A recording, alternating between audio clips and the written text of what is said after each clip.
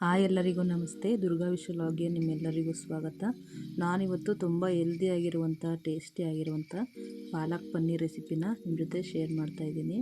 ಪಾಲಕ್ ಪನ್ನೀರ್ ಜೊತೆ ಬಟರ್ ನಾನು, ಪೂರಿ, ಚಪಾತಿ ಎಲ್ಲ ಸೂಪರ್ ಕಾಂಬಿನೇಷನ್ನು.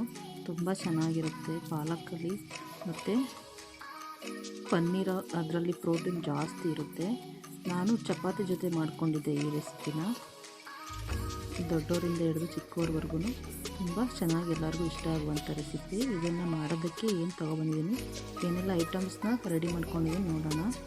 ಪಾಲಕ್ ಸೊಪ್ಪು ತೊಗೊಂಡಿದ್ದೀನಿ. ಆದಷ್ಟು ಎಳೆ ಸೊಪ್ಪು ತೊಗೋಬೇಕು. ಪಾಲಕ್ ಸೊಪ್ಪು ಬಲ್ತಿರೋದು ಸರಿಗಿಲ್ಲ. ಅರಿಶಿನ ಪುಡಿ, ಗರಂ ಮಸಾಲೆ, ಚಿಲ್ಲಿ ಪೌಡರ್ ತೊಗೊಂಡಿದ್ದೀನಿ. ಪನ್ನೀರನ್ನು ಒಂದು 150 ಗ್ರಾಮು ಆಗುವಷ್ಟು ಪನ್ನೀರನ್ನು ಈ ರೀತಿ ಕಟ್ ಮಾಡಿ ಇಟ್ಕೊಂಡಿದ್ದೀನಿ. ಅದ್ರ ಜೊತೆಗೆ ಒಗ್ಗರಣೆಗೆ ಹಾಕೋದಕ್ಕೆ ಜೀರಿಗೆ, ಚಕ್ಕೆ, ಲವಂಗ, ಪಲಾವ್ ಎಲೆ ತೊಗೊಂಡಿದ್ದೀನಿ. ಇದ್ರ ಜೊತೆಗೆ ಪಲಾವ್ ಐಟಮ್ಸು ಹಾಕೋಬೋದು, ಸ್ಟಾರ್ ಹೂವು, ಅನಾನಸು ಎಲ್ಲ ಹಾಕೋಬೋದು.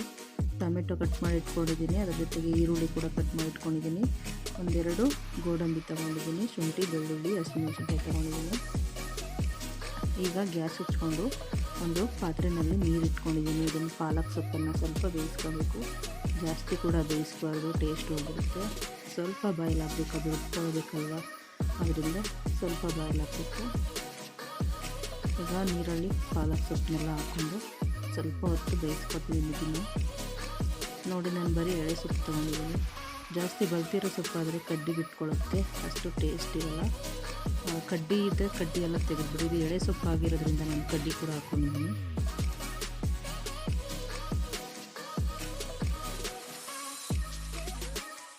ಒಂದು 5-10 ನಿಮಿಷದಲ್ಲೇ ಇದು ಸ್ವಲ್ಪ ಬೆಂದು ಮೆತ್ತಗಾಗುತ್ತೆ. ಸ್ವಲ್ಪ ಮೇಲಿದೆಯಲ್ಲ ಸೊಪ್ಪೆಲ್ಲ ಬೆಂದು ಕೆಳಗಡೆ ಹೋಗುತ್ತೆ. ನೋಡಿ, ಒಂದು ಮುಚ್ಚಳ ಕೂಡ ಮುಚ್ತಾ ಇದ್ದೀನಿ, ಬೇಗ ಬೇಯಲಿ ಅಂತ. ಈಗ ಬೆಂದಾಗಿದೆ. ಏನಿಲ್ಲ, ಬೆಂದ ಮೇಲೆ ಸ್ವಲ್ಪನೇ ಆಗೋದಿದೆ, ಜಾಸ್ತಿ ಆಗೋದಿಲ್ಲ. ಎಷ್ಟಾಗಿದೆ ನೋಡಿ. ಇದನ್ನೆಲ್ಲ ಸೊಪ್ಪನ್ನೆಲ್ಲ ಎತ್ಕೋತಾ ಇದ್ದೀನಿ. ಈಗ ಸ್ವಲ್ಪ ಹೊತ್ತು ಇದನ್ನು ಆರೋದಕ್ಕೆ ಬಿಡಬೇಕು.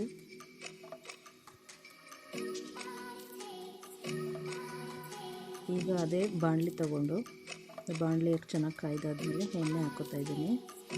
ಇದ್ರ ಜೊತೆಗೆ ಬಟರ್ ಕೂಡ ಯೂಸ್ ಮಾಡ್ಬೋದು. ಬಟರ್ ಇಲ್ಲ ಅಂತಂದ್ರೆ ಎಣ್ಣೆಯಲ್ಲಿ ಹಾಕೋಬೋದು. ನೋಡಿ, ಈಗ ಪನ್ನೀರನ್ನು ಸ್ವಲ್ಪ ಎಣ್ಣೆಯಲ್ಲಿ ರೋಸ್ಟ್ ಮಾಡ್ಕೋಬೇಕು. ಒಂದು 5 ನಿಮಿಷ ಆದಷ್ಟು ಸಿಮ್ಮಲ್ಲಿ ಇಟ್ಕೊಂಡು ಪನ್ನೀರನ್ನು ರೋಸ್ಟ್ ಮಾಡ್ಕೊಳ್ಳಿ. ಒಂದು 5 ನಿಮಿಷ.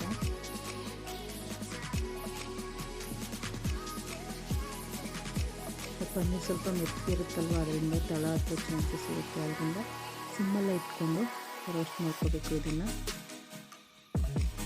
ನೋಡಿ, ಸ್ವಲ್ಪ ರೋಸ್ಟ್ ಆಗಿದೆ. ಈಗ ಇದನ್ನೆಲ್ಲ ತೆಗೆದು ಒಂದು ಪ್ಲೇಟಿಗೆ ಹಾಕಿ ಇಟ್ಕೋತಾ ಇದ್ದೀನಿ. ಸ್ವಲ್ಪ ಪನ್ನೀರ್ದು ಸ್ಮೆಲ್ ಹೋಗೋವರೆಗೂ ಈ ರೀತಿ ಫ್ರೈ ಮಾಡ್ಕೋಬೇಕು. ಎಲ್ಲವನ್ನು ತೆಗೆದು ಮತ್ತೊಂದು ಪ್ಲೇಟ್ಗೆ ಹಾಕೋತಾ ಇದ್ದೀನಿ. ಈಗ ಅದೇ ಬಾಣಲೆಯಲ್ಲಿ ಎಣ್ಣೆ ಇದೆಯಲ್ವ, ಅದಕ್ಕೇ ಪಲಾವ್ ಎಲೆ, ಸ್ವಲ್ಪ ಜೀರಿಗೆ, ಚಕ್ಕೆ, ಲವಂಗ ಎಲ್ಲ ಹಾಕೊಂಡು ಒಂದು 5 ನಿಮಿಷ ಫ್ರೈ ಮಾಡ್ಕೊತಿದ್ದೀನಿ.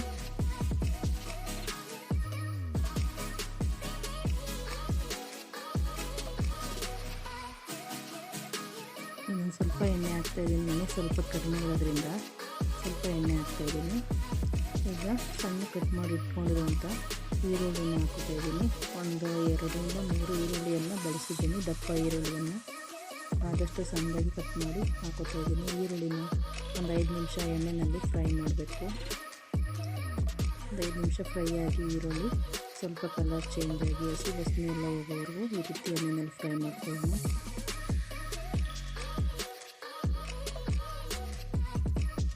ಈಗ ನೋಡಿ, ಈರುಳ್ಳಿ ಚೆನ್ನಾಗಿ ಬೆಂದಿದೆ. ಇವಾಗ ಟೊಮೊಟೊ ಹಾಕೋತಾ ಇದ್ದೀನಿ. ಚೆನ್ನಾಗಿ ಕೆಂಪು ಬಣ್ಣಾಗಿರುವಂತಹ ಒಂದು 3 ಟೊಮೊಟೊನ ಸಣ್ಣದಾಗಿ ಕಟ್ ಮಾಡಿ ಹಾಕೋತಾ ಇದ್ದೀನಿ. ಅದನ್ನು ಕೂಡ ಈರುಳ್ಳಿ ಜೊತೆಯಲ್ಲಿ ಚೆನ್ನಾಗಿ ಫ್ರೈ ಮಾಡ್ಕೋತಾ ಇದ್ದೀನಿ. ಟೊಮೊಟೊ ಎಲ್ಲ ಚೆನ್ನಾಗಿ ಬೆಂದು ಸಾಫ್ಟ್ ಆಗಬೇಕು. ಆ ರೀತಿ ಚೆನ್ನಾಗಿ ಫ್ರೈ ಮಾಡ್ಕೋಬೇಕು. ಈಗ ಒಂದು ಮುಚ್ಚಳವನ್ನು ಮುಚ್ಚಿ ಟೊಮೊಟೊನ ಬೇಯಿಸ್ಕೊಳ್ಳೋಣ. ಮುಚ್ಚಳವನ್ನು ಮುಚ್ಚಿ ಇಟ್ಟಿದ್ದೀನಿ. ನೋಡಿ, ಸಾಫ್ಟ್ ಆಗುತ್ತೆ ಟೊಮೊಟೊ ಅಂತ. ಚೆನ್ನಾಗಿ ಟೊಮೊಟೊ ಎಲ್ಲ ಬೆಂದು ಸಾಫ್ಟ್ ಆಗುತ್ತೆ. ಆದಷ್ಟು ಹಣ್ಣಾಗಿರೋ ಟೊಮೊಟೊ ಹಾಕ್ಕೊಂಡ್ರೆ ಚೆನ್ನಾಗಿರುತ್ತೆ. ಅದು ಚೆನ್ನಾಗಿ ಬೆಂದಿರುತ್ತಲ್ವ ಈ ರೀತಿ ಸೌಟಿಂದ ಸ್ವಲ್ಪ ಸ್ಮ್ಯಾಶ್ ಮಾಡಿದ್ರೆ ಚೆನ್ನಾಗಿ ನುಣ್ಣಗಾಗುತ್ತೆ ಅದು ಬೇಯೋದು. ಈಗ ನೋಡಿ ಪಾಲಕ್ ಸೊಪ್ಪು ಚೆನ್ನಾಗಿ ಆರಿದೆ. ಇದನ್ನು ಒಂದು ಮಿಕ್ಸಿ ಜಾರ್ಗೆ ಹಾಕೋತಾ ಇದ್ದೀನಿ. ಅದ್ರ ಜೊತೆಗೆ ಹಸಿಮೆಣಸಿನ್ಕಾಯಿ ಕೂಡ ಹಾಕೋತಾ ಇದ್ದೀನಿ. ಖಾರಕ್ಕೆ ತಕ್ಕಷ್ಟು ಶುಂಠಿ ಮತ್ತು ಬೆಳ್ಳುಳ್ಳಿ, 1-2 ಇಲ್ಲ 3 ಗೋಡಂಬಿ, ಜಾಸ್ತಿ ಕೂಡ ಹಾಕೋಬೋದು ಗೋಡಂಬಿನ. ಸ್ವಲ್ಪ ನುಣ್ಣಗೆ ರುಬ್ಕೋಬೇಕು. ಇದನ್ನು ಸ್ವಲ್ಪ ನೀರು ಹಾಕ್ಕೊಂಡು ನುಣ್ಣಗೆ ರುಬ್ಕೋತಾ ಇದ್ದೀನಿ. ಈ ರೀತಿ ನುಣ್ಣಗೆ ಇರಬೇಕು. ಕಲರ್ ನೋಡಿ ಎಷ್ಟು ಚೆನ್ನಾಗಿದೆ ಅಂತ ಪಾಲಕ್ದು. ಈಗ ನೋಡಿ ಟೊಮೆಟೊ ಈರುಳ್ಳಿ ಎಲ್ಲ ಚೆನ್ನಾಗಿ ಬೆಂದು ಎಣ್ಣೆ ಬಿಟ್ಕೊಂಡಿದೆ.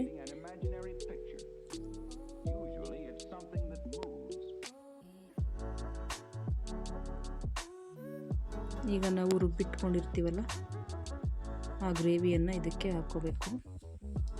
ಪಾಲಕ್ ಸೊಪ್ಪನ್ನೆಲ್ಲ ಇದಕ್ಕೆ ಹಾಕೋತಾ ಇದ್ದೇನೆ. ಪಾಲಕ್ಕನ್ನು ಹೆಚ್ಚು ತಿನ್ನೋದ್ರಿಂದ ಪ್ರೋಟೀನ್ ತುಂಬ ಜಾಸ್ತಿ ಇರುತ್ತೆ. ಪಾಲಕ್ಕಲ್ಲಿ ತುಂಬಾ ಒಳ್ಳೆಯದು. ಎಲ್ರಿಗೂ ಕೂಡ ತುಂಬ ಒಳ್ಳೆಯದು. ಮಕ್ಕಳಿಗೂ ಒಳ್ಳೆಯದು, ದೊಡ್ಡವ್ರಿಗೂ ಕೂಡ ಒಳ್ಳೆಯದು. ಸೊಪ್ಪನ್ನು ಒಂದು 5 ನಿಮಿಷ ಇರುತ್ತೆ ಈರುಳ್ಳಿ ಜೊತೆಯಲ್ಲಿ ಮಿಕ್ಸ್ ಮಾಡ್ತಾ ಇದ್ದೇನೆ.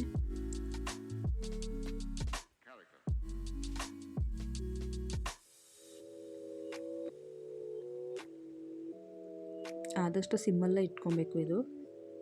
ಮತ್ತು ಈಗ ಗರಂ ಮಸಾಲ, ಅರಿಶಿನ ಪುಡಿ ಮತ್ತು ಚಿಲ್ಲಿ ಪೌಡರ್, ಮೆಣಸಿನ್ಕಾಯಿ ಪುಡಿ, ಹಸಿಮೆಣಸಿನ್ಕಾಯಿ ಕೂಡ ಯೂಸ್ ಮಾಡಿರೋದ್ರಿಂದ ಚಿಲ್ಲಿ ಪೌಡ್ರು ನೋಡ್ಕೊಂಡು ಹಾಕೋಬೇಕು. ಜಾಸ್ತಿ ಖಾರ ಆದರೆ ತಿನ್ನೋದಕ್ಕೆ ಆಗಲ್ಲ. ಈಗ ಮಿಕ್ಸಿ ಜಾರ್ನೆಲ್ಲ ತೊಳೆದು ಹಾಕೋತಾ ಇದ್ದೀನಿ. ಸ್ವಲ್ಪ ಗ್ರೇವಿ ಥರ ಬರಬೇಕು. ಜಾಸ್ತಿ ತೆಳ್ಳಗೂ ಇರಬಾರ್ದು, ಗಟ್ಟಿಗೂ ಇರಬಾರ್ದು. ಸ್ವಲ್ಪ ಗ್ರೇವಿ ಥರ ಬಂದರೆ ಚೆನ್ನಾಗಿರುತ್ತೆ. ನೋಡಿ ನೀರನ್ನು ಹಾಕ್ಕೊಂಡು ಮಸಾಲೆನೆಲ್ಲ ಹಾಕ್ಕೊಂಡು ಚೆನ್ನಾಗಿ ಮಿಕ್ಸ್ ಮಾಡ್ತಾ ಇದ್ದೀನಿ ಇದನ್ನು.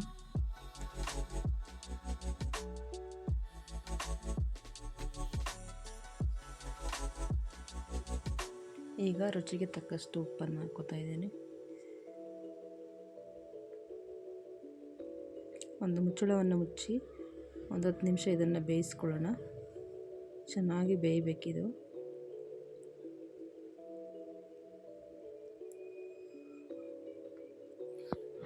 ಚೆನ್ನಾಗಿ ಬೆಂದಿದೆ. ಇವಾಗ ಪನ್ನೀರನ್ನ ಜಾಸ್ತಿ ಬೇಯಿಸುವಂಥ ಅವಶ್ಯಕತೆ ಇರೋದಿಲ್ಲ. ಅದರಿಂದ ಫಸ್ಟೇ ಗ್ರೇವಿನ ಸ್ವಲ್ಪ ನಮ್ಗೆ ಎಷ್ಟು ಕನ್ಸಿಸ್ಟೆನ್ಸಿ ಬೇಕೋ ಅಷ್ಟು ಮಾಡ್ಕೋಬೇಕು. ಎಷ್ಟು ತೆಳ್ಳಗೆ ಬೇಕು, ಗಟ್ಟಿಗೆ ಬೇಕು ಅದನ್ನು ಫಸ್ಟೇ ಮಾಡ್ಕೊಳ್ಬೇಕು. ಇವಾಗ ನೋಡಿ ಪನ್ನೀರನ್ನೆಲ್ಲ ಹಾಕೋತಾ ಇದ್ದೀನಿ. ಪನ್ನೀರನ್ನು ಹಾಕೊಂಡ್ಮೇಲೆ ಜಾಸ್ತಿ ಬೇಯಿಸುವಂಥ ಅವಶ್ಯಕತೆ ಇರೋದಿಲ್ಲ.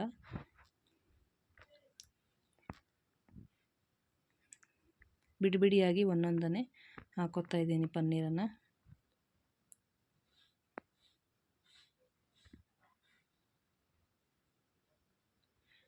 ಒಂದು 10 ನಿಮಿಷ ಮುಚ್ಚಳವನ್ನು ಮುಚ್ಚಿ ಪನ್ನೀರನ್ನು ಬೇಯಿಸ್ಕೊಬೇಕು ಪಾಲಕ್ ಸೊಪ್ಪು ಜೊತೆಲಿ. ಆಗ ಪಾಲಕ್ ಪನ್ನೀರ್ ರೆಡಿಯಾಗುತ್ತೆ. ಬಿಸಿ ಬಿಸಿ ಚಪಾತಿ ಜೊತೆ ಪಾಲಕ್ ಪನ್ನೀರ್ ರೆಡಿಯಾಗಿದೆ. ಯಾರಿಗೆಲ್ಲ ಈ ರೆಸಿಪಿ ಇಷ್ಟ ಆಯಿತು ಪ್ಲೀಸ್ ಲೈಕ್ ಮಾಡಿ, ಶೇರ್ ಮಾಡಿ, ಕಮೆಂಟ್ ಮಾಡಿ. ವಿಡಿಯೋ ನೋಡಿದ್ದಕ್ಕೆ ಧನ್ಯವಾದಗಳು ಎಲ್ಲರಿಗೂ.